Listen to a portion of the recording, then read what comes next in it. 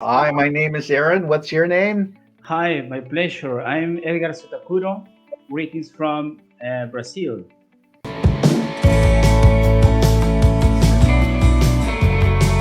Wow, okay, great.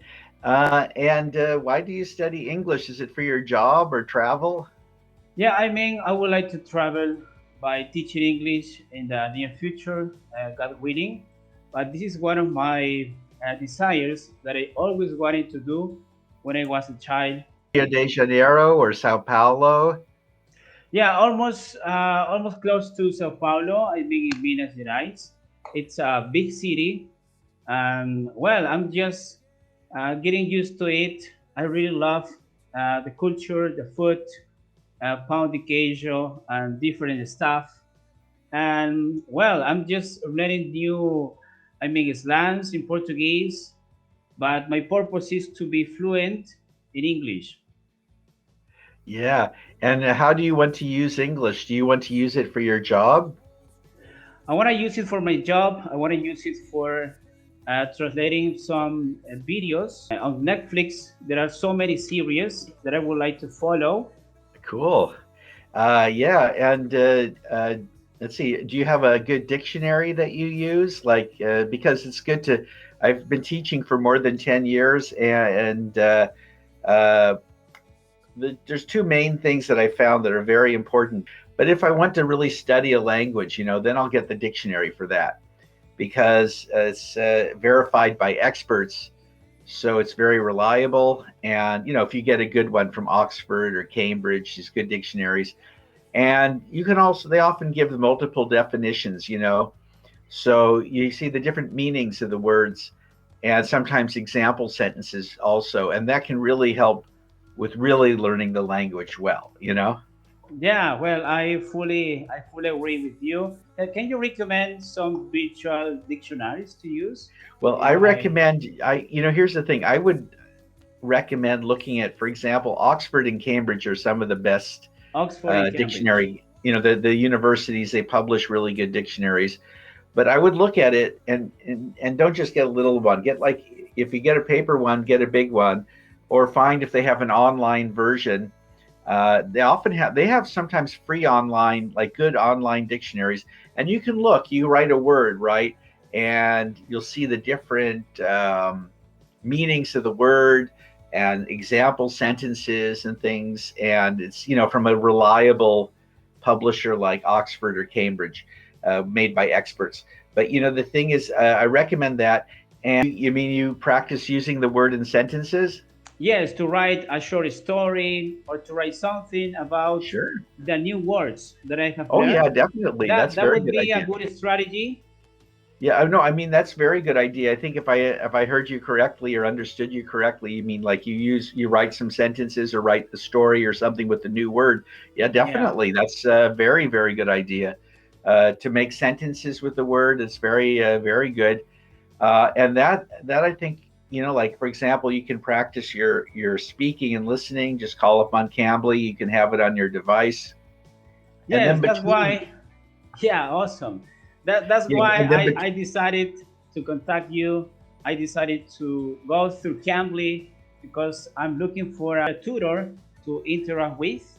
And that's why I hope that my English levels will improve.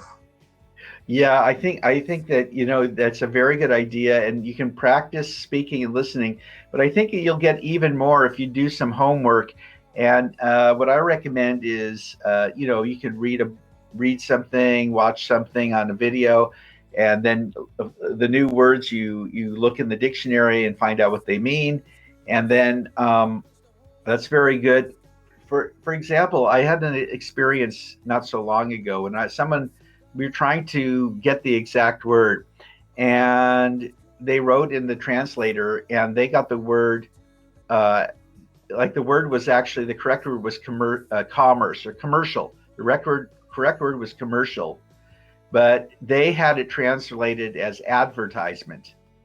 And an advertisement is like something on television or a newspaper or a website where they're trying to give information out, and often to get you to they want you to buy something usually, or there's something for the public interest or something, right? But advertisement was not the right translation because it should have been commercial. Because if you say commercial activities, it can also mean just buying and selling, not advertisements. I go into a store, there's no advertisement. I just see a pen. I give them some money. I get the pen. That's a commercial activity because they're not there to give me free pens. They're there to sell them to me, right? Yes. So that's the real word. The correct word was commercial, but commercial is also can also mean advertisement. You see, it has I more know. than one meaning, and that's one good example of how using. And I sometimes I've seen on like the translator, they have the different meanings, but not always. And I'm not always sure if it's very precise because it's a machine. They say it's verified, but they don't say who verifies it, and then you just have, but with like a good dictionary, they put their name there. So, you can see this is Oxford University. This is this person. It's a little bit more, to me, I trust it more. That's my own opinion. That's how I do it as a teacher and a student. If you want your English to come up to that higher level, not just like I like football, I like basketball, but like, Or to really say better typical English, and right? common sentences. Yeah, Yeah. I would like to go further. I would like to expand my vocabulary. I would like to branch new words and to get used to them and in real context. Because as you were saying a couple of minutes ago, it's important to understand the context, right? I mean, the Yeah. environment, what you want to get, if you want to buy something in particular, if you go shopping in a specific store, and then you can get it. But it Yeah. depends. I consider, in my humble opinion, is the context, right? The big picture. We don't have to see the big picture and then realize that the one you got it's is there, so you can take it and you can pick it up instantly. Yeah, it's it's nice. For example, sometimes a person maybe they learn a language and then they're busy and then they don't do much with it for some years, and it can go to like the foreign language can kind of become worse because they haven't practiced it as much, and that's not unusual. So Yeah. I think to have like this kind of consistency, keep going with it, and maybe make a trip. Maybe you want to visit America or Canada or England or some place where they. It's my desire. I would like to visit, I mean, United States or Canada or different speaking English countries to get involved completely. I mean, 100% immersed in the language. Yeah, and I think and it's also I think getting like being in the place where it's the native language and you get the cultural aspect that can help with it, to make it more advanced language. Like there's a lot of global English and Euro English, but it's not really. It can often be very good and very functional. I mean, people do a lot of good work with it. They can have business meetings, travel, etc. But of course, it's like a very different than, let's say, a native speaker, advanced native speaker. It's a completely different level, and that's not just true with English. It's true with Russian too, and many other languages. If you know the language really well, you're that advanced speaker. That's like a whole other level, and that's like something could be a big project, to learn it Yeah, like that. it's like magic. I mean, when learning a language is the way you can open up different doors to understand and discover new words. I mean, new ways of living, new culture, and all that stuff that I would like to meet because I'm really passionate about learning languages because my native language is Spanish. I'm trying to learn Portuguese as much as I can, and English, of course, because this is the language that I feel is most important for me.